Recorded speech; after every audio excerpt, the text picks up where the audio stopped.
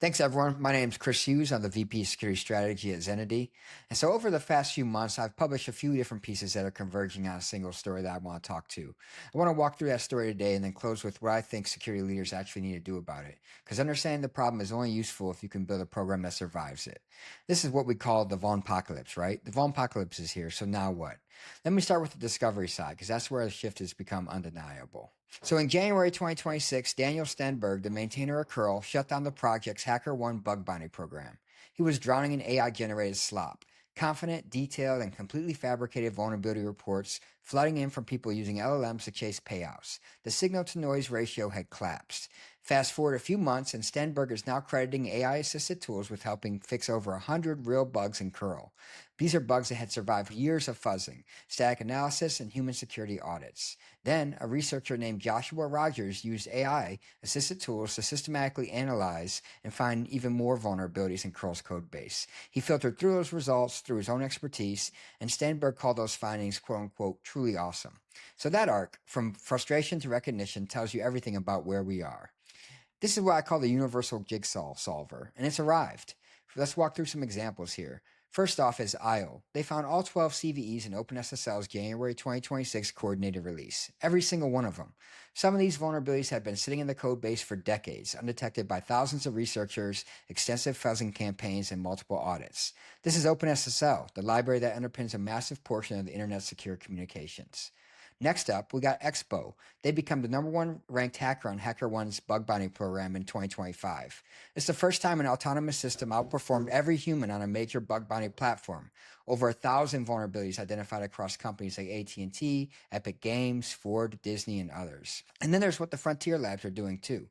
Nicholas Carlini, for example, from Anthropic's Red Team, presented it unprompted in San Francisco. I was at the event and it was really fascinating. He laid out findings the industry needs to take seriously. He discussed how Anthropic had used Claude to discover over 500 high-severity zero-day vulnerabilities across production open-source code bases.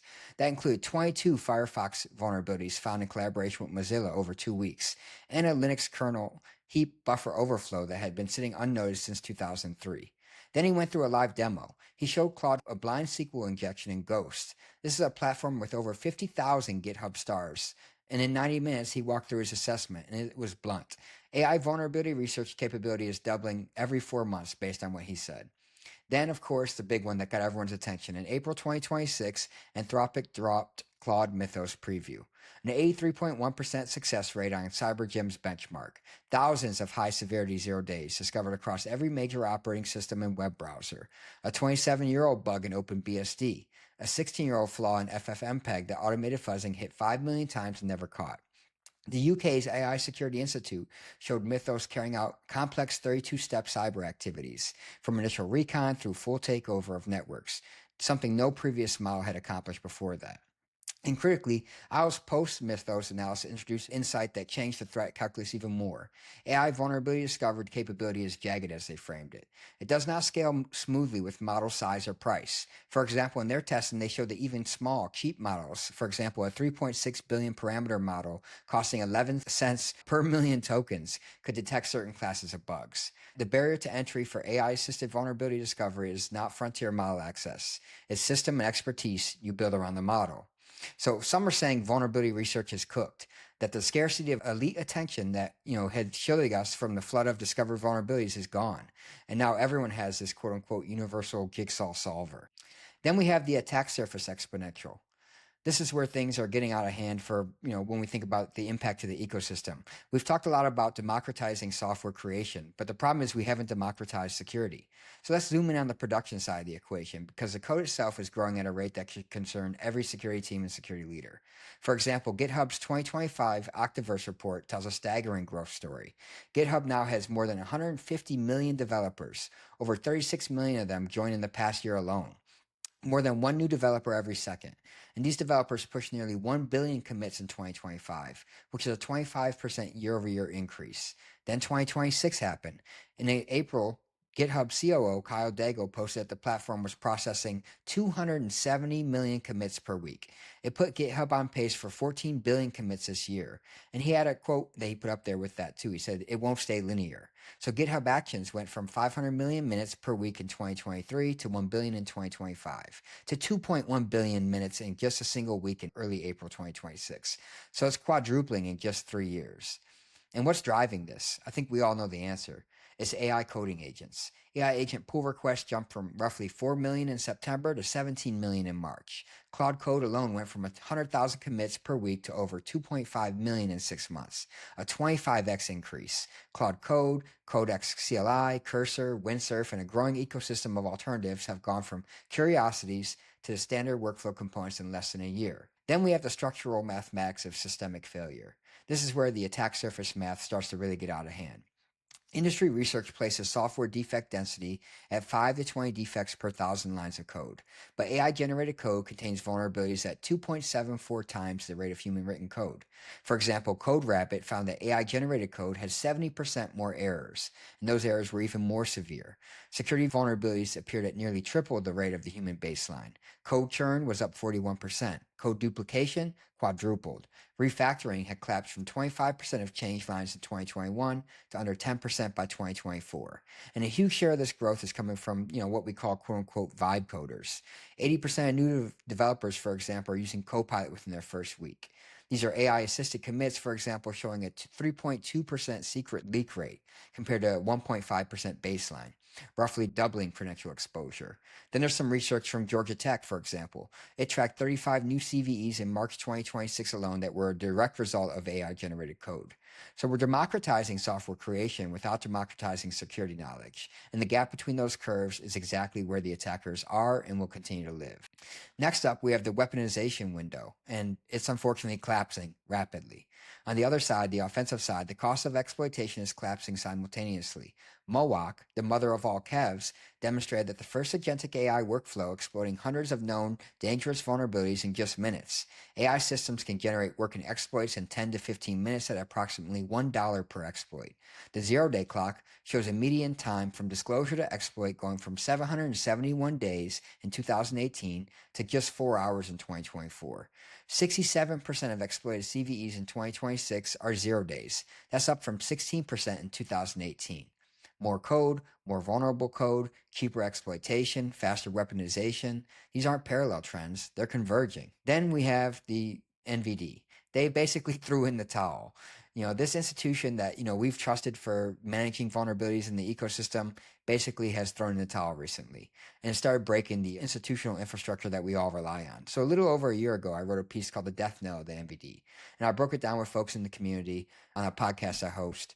And the argument was pretty straightforward. The NVD was structurally incapable of keeping pace with the volume and velocity of vulnerability disclosures. It was underfunded, understaffed, and operating on a model designed for a world that no longer exists. At the time, some people thought I was being dramatic, but I wasn't. Then on April 15th, 2026, NIST went and made it official. They said the NVD is shifting to a quote-unquote risk-based enrichment model, which was a polite way of saying that they're no longer going to enrich most CVEs. Going forward, NIST is only going to prioritize enrichment for CVEs in CISA's known exploited vulnerability catalog, CVEs for software used in the federal government. That's assuming that the federal government actually knows what software they're using, and then CVEs for critical software as defined by Executive Order 14028. Everything else gets categorized as lowest priority, not scheduled. And approximately 29,000 backlog CVEs with published dates before March 1st, 2026 were moved to the quote-unquote not scheduled category. They're effectively clearing the backlog from over 33,000 to roughly 4,000, but not by solving it, by just reclassifying it. Think about what this means in numbers. So NIST enriched nearly 42,000 CVEs in 2025, which was a 45% more than any prior year, and it still wasn't enough. CVE submissions increased 263% between 2020 and 2025. The first 3 months of 2026 are running nearly 1/3 higher than the same period last year. First, the organization that runs the program is forecasting 59,000 new CVEs this year, with realistic upside scenarios approaching 70 to 100,000. So the NVD didn't fail because of negligence. It failed because the inputs grew faster than any government-funded program can scale to meet them. The cost of finding a vulnerability is approaching zero, but the cost of enriching it for the NVD is not. It's an economic mismatch the system was never built to handle. Now we have the issue that most CVEs that exist now are only going to be empty shells. It's not just the volume. The quality of the CVE submissions has become a crisis alongside sheer numbers. For example, GitHub's Madison Oliver documented that vulnerability reports to maintainers grew roughly 4 times from January to March 2026. The number of reports received over a 90-day window was 224% higher than the previous 90 days, and report quality was described as a huge concern. This is the same dynamic that killed Curl's bug bounty program. AI-generated reports were flooding the intake pipeline with a volume that outstrips the system's capacity to validate and enrich it. Then you have the first CEO, Chris Gibson. He knew that AI is clearly another tool in the armory of finding vulnerabilities, probably a game changer, but he raised a critical question, and whether the vulnerability disclosure infrastructure is ready for what's coming. And safe to say, based on what NVD showed us, it's not. The practical impact is this. The majority of CVEs will now exist in NVD as shells. They will have an identifier and whatever a CNA provided at submission time, but they will not have CVSS scores, CPE data, CWE classifications, or reference metadata that security teams and vulnerability management tools depend on. Scanners pull from NVD, and risk scoring engines use CVSS from NVD, and compliance frameworks even reference NVD enrichment data. But when that enrichment goes away, the majority of CVEs, the downstream tooling does not automatically compensate. In this fallback plan, they said if your organization identifies a CVE that NIST categorized as lowest priority, you can email them, literally email them, nvd@nist.gov, and ask them to schedule it for enrichment. That's an analog process in an exponential era. It can't scale. It won't work. It's an acknowledgement that no real solution exists in the current model. Chris Gibson, for example, suggested that he wouldn't even be surprised if Anthropic and OpenAI were CVE numbering authorities by the end of this year. So the frontier labs are expected to become CNAs. You know where the volume is headed. The NVD was the canary in the coal mine, and it just stopped singing. So moving forward, how do we build an AI-ready vulnerability management program? This is the convergent point. So we have walked through where we are and why we're here, but before I get to recommendations, let me frame the convergence one more time. On one side, AI is discovering vulnerabilities at an unprecedented speed and scale. On the other, AI is generating code at an unprecedented volume with higher defect density. Meanwhile, exploitation timelines have collapsed from years to hours, and the human remediation capacity in the middle has not scaled at all. We can find the bugs, we're writing more bugs, but we cannot process or fix the bugs fast enough. The legacy era is finally over. So what does an AI-ready vulnerability management paradigm or program look like? Let me walk through that, what security leaders should actually need to do with this information. Because understanding the convergence is only useful if you have a build a program that survives it. The shift from a legacy vulnerability management paradigm to an AI-ready one relies on NVD for enrichment. AI-ready demands commercial intelligence. Legacy, for example, relies on base CVSS scores. AI-ready stacks EPSS, KEV, and reachability along with business criticality and context. Legacy, for example, targets theoretical flaws. AI-ready demands runtime truth, and legacy attempts to risk elimination, while AI-ready builds for risk resilience. So let me walk through those steps. First off is decentralized intelligence and deep visibility. The era of CVE-centric vulnerability management is over. Not because CVEs do not matter, but because the system that was supposed to make them actionable has formally declared it cannot do so for the majority of vulnerabilities being disclosed. You stop treating NVD as your primary enrichment source and start building a vulnerability management program that can function without it. That means commercial vulnerability intelligence that provides enrichment and independent of NIST.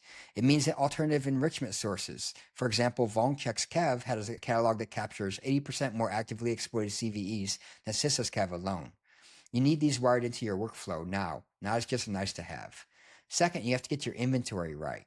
You can't prioritize what you cannot see. I know it sounds basic. For example, software and hardware asset inventory has been a critical control for years, but we've never done great at it. My friend James Berthotti had an article I thought was great called Building an AI-Ready Vulnerability Management Program after NVD changes in Claude Mythos. He makes this point forcefully in that article. The foundation of any vulnerability management program that can survive this era is comprehensive asset and application inventory. You need to know what you're running, where it's running, what dependencies it pulls, and how it's exposed. Without that, every prioritization decision that's made downstream is built on incomplete data. Then you need to look towards signal stacking beyond CVSS. This means prioritization has moved from beyond CVSS. With the NVD no longer enriching most CVEs, CVSS scores simply may not exist for a large portion of your vulnerability surface. You need to stack multiple signals. SysACAV for active exploitation. EPSS for probabilistic exploitation likelihood. Reachability analysis to determine whether a vulnerable component is actually called in your execution path. Runtime reachability to validate whether a vulnerable function is invoked in production. And business context, asset criticality, data sensitivity, exposure, and regulatory requirements. The organizations that survive this are the ones that make defensible, risk-informed prioritization decisions rather than chasing every vulnerability into the ground. Lastly, we also need to move towards embracing runtime as the ground truth. My friend James's framing, for example, resonated with me strongly on this. Traditional shift-left approaches promised to catch everything before it shipped, but they didn't. The code is now being produced faster than security teams can scan it, let alone remediate it. This means categories like application detection response or cloud application detection response in the cloud context give you the ability to see what's running or what's actually being exploited in your environment. Not what a scanner thinks might theoretically be vulnerable, but runtime enforcement, runtime blocking, runtime visibility. This is where the ground truth lives. In an era where you cannot patch everything, knowing what is actually under attack matters more than knowing what theoretically could be attacked. AI is also providing some unique opportunities to truly quote unquote shift left and inject security context, for example. This means security guardrails need to move into AI coding workflows themselves. When 80% of new developers are using AI coding assistants in their first week, controls need to be embedded in those same tools. Policy as code, inline enforcement, security context injected into coding agents before it writes a single line. So I discussed this in other videos about Mythos, for example, or AI code security, for example, as well. This means you're building an organizational knowledge graph, your threat models, your architecture, your security standards, and you feed that into the coding agent as context. The agent generates secure code by default because it understands your organization's posture, not because a scanner flagged it after the fact. Now, on the remediation side, the same AI agents that tackle vulnerability backlogs, generating contextual findings, and producing pull requests that your team can use rather than writing them from scratch. That flips the model from security as a bottleneck to security as a reviewer and architect. So we need to move towards risk management, not risk elimination. This is the hardest one for the industry to accept. Your attack surface is no longer something you can fully inventory, let alone fully secure. 14 billion commits projected on GitHub alone this year. That does not account for GitLab, Bitbucket, internal repos, or AI native platforms like Entire, for example. The volume of code, the velocity of production, and the proliferation of AI generated components mean that risk management, not risk elimination, is the only realistic framing. It is why resilience has become such a central theme in security leadership conversations. When prevention breaks down at this scale, the ability to detect, contain, recover, and learn becomes a differentiator. So I want to close with a thought that frames the entire talk. The Vulnpocalypse I wrote about in previous articles and I'm kind of discussing here with you all is not a future state, it's the present. The code is exploding, the exploitation timelines are collapsing, and the NVD just told us they can't keep up. The institutional scaffolding we've built for vulnerability management over the past 2 decades is fracturing at exactly the moment that the attack surface is exploding the fastest. But at the same time, AI that is driving this convergence is also the path through it. AI for vulnerability discovery, AI for contextual remediation, runtime detection, and more, including secure code generation. The technology to find and fix vulnerabilities at scale is here. The question is whether we'll build these programs, the prioritization frameworks, the institutional support, and frankly, the cultural willingness to use them at the speed that threat demands. I'm happy to take any questions, and all the articles and such I'll be referencing will be available as well. Hope this was helpful. Thank you.